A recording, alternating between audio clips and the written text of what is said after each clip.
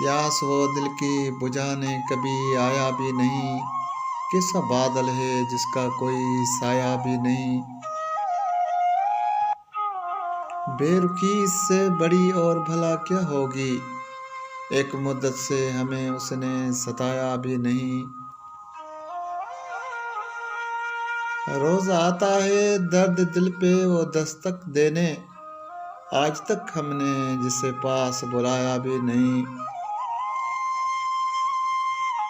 सुन लिया कैसे खुदा जाने जमाने भर ने। वो फसाना जो कभी हमने सुनाया भी नहीं।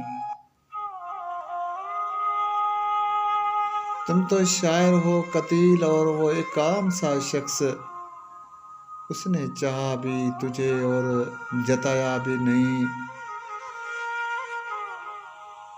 प्यास वो दिल की बुझाने कभी आया भी नहीं। कैसा बादल है जिसका कोई साया भी नहीं।